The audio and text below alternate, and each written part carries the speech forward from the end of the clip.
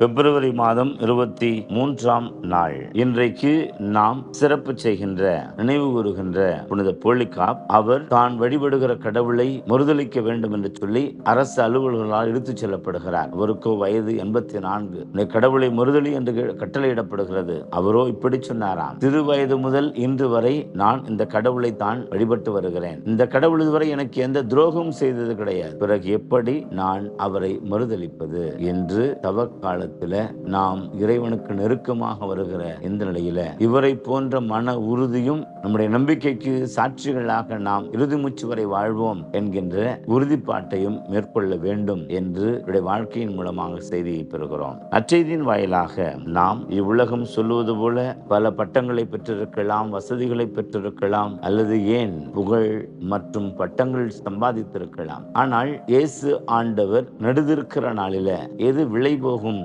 என்பதை மட்டும் இங்கு குறிப்பிடுவதை நம்மால் பார்க்க முடிகிறது. அந்த இறுதிய காலத்தின் பொழுது, அவருக்கு முன்னால் இருக்கிற பொழுது, யாரெல்லாம் பசியால் வாடுகிறவர்களுக்கு உணவு கொடுத்தார்களோ, யாரெல்லாம் ஆடை இல்லாதவர்களுக்கு ஆடை அளித்து, ஆதரவற்று நின்றவர்களுக்கு ஆதரவு கொடுத்து, நோய் உற்றவர்களுக்கும் சிறையில் இருந்தவர்களுக்கும் இதோ அவளை கண்டு ஆறுதல் மற்றும் அவருடைய கஷ்ட நஷ்டங்களிலே உடனிருப்பு இப்படியெல்லாம் இருந்ததும், அந்நிய மண்ணிலே அந்நியராக இருக்கிறவர்கள் இவர்களோடு தோழமை கொண்டு அவர்கள் நம் விருந்தாளிகள், அவர்கள் நம்மவர்கள், நம்மை போன்ற மனிதர் என்று அரவணைக்கின்ற அந்த மனித நேய செயல்கள் இவைதான் கடவுளுக்கு பிடித்தமானவையாக இருக்கின்றன. யார் செய்தார்களோ அவர்களை வாருங்கள், உலகம் தொடங்கியது முதல் உங்களுக்காக ஏற்பாடு செய்திருக்கிற இடத்திற்கு செல்லுங்கள் என்று சொல்லி பேறு பெற்றவர் என்று அழைப்பாராம். யார் இதை செய்யாமல் அவர்கள் இந்த உலகத்தின் போக்கின்படி வாழ்ந்து இருக்கிறார்களோ, சபிக்கப்பட்டவர்களே, என்னிடமிருந்து அகன்று போங்கள், இலங்கைக்கு வந்த தூதருக்கும் ஏற்பாடு செய்யப்பட்டிருக்கிற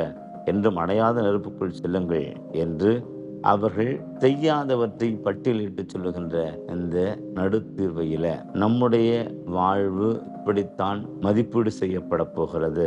ஆகவே தவக்காலத்தில் நம் அண்டை அயலாருடன் நல் உறவு கொண்டு தேவையில் வாடும் மனிதர்களில் இயேசுவை கண்டு ஒவ்வொருவருக்கும் பணிவிடை செய்கின்ற பிள்ளைகளாக நாம் உறுதி எடுப்போம், ஜெபிப்போம். ஆண்டவரே, விண்ணரசனுடைய எங்களையே தகுதியுள்ளவர்களாக்கிட மனிதநேய பிள்ளைகளாக நாங்கள் வாழுகிற வரத்தை எங்களுக்கு தாரும். ஆமென்.